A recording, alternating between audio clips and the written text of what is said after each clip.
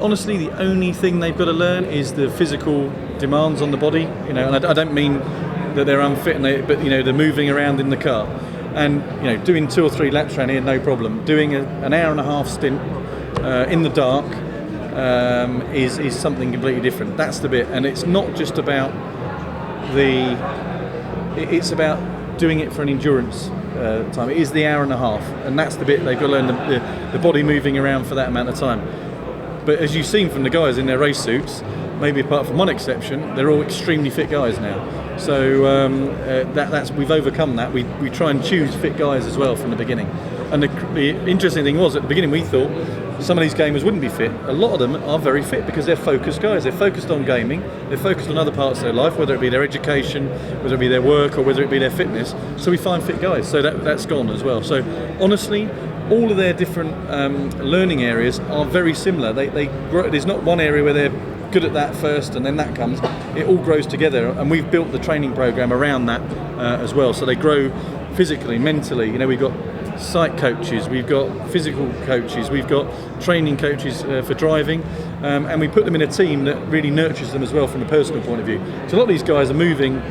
We got Mark, moved from Vladivostok to here. We got Steve moving from the US to here.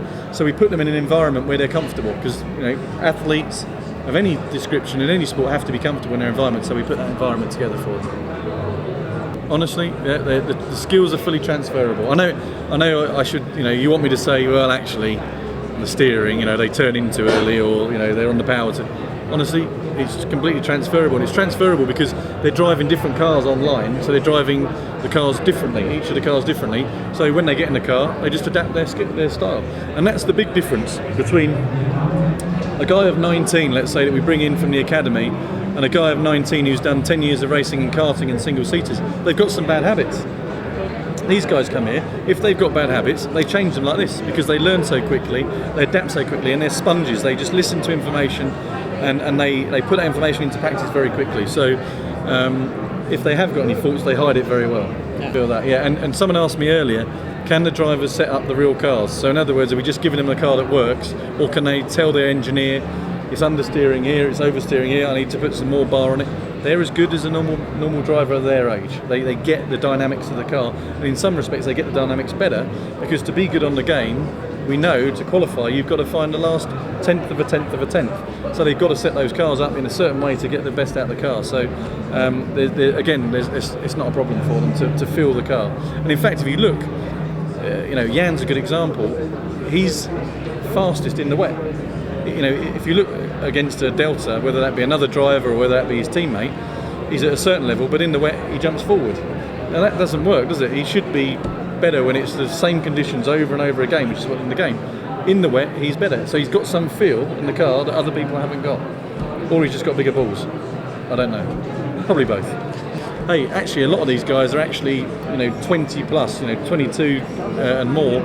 Steve's 29, so these aren't kids necessarily, and actually to get the full potential of this program, if we find someone who's 18, we'll have more potential. Now the youngest winner, thinks Jan, he was 21 when he came on board.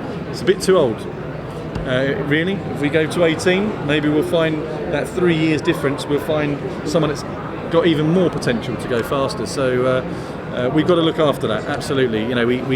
We have got a responsibility, and I take the responsibility of safety very seriously. And at the beginning, as you can imagine, everyone was very, very nervous. In fact, the reason we chose Dubai 24 hours was because it's a race circuit that's got Formula 1 safety.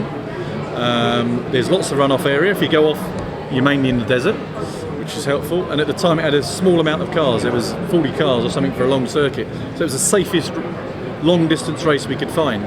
That's changed a bit in Dubai 24 hours. It's now becoming more and more of an international race. But some people had the crazy idea of doing the Nürburgring 24 hours as the first race. Yeah. Come on guys, come on. So we always try and find the best way, the safest way to bring them on, and safety is very much at the forefront of our mind. So yes, we have to take on different roles. I'm not their mother though, no. I don't know what I am. I'm the bad big brother maybe.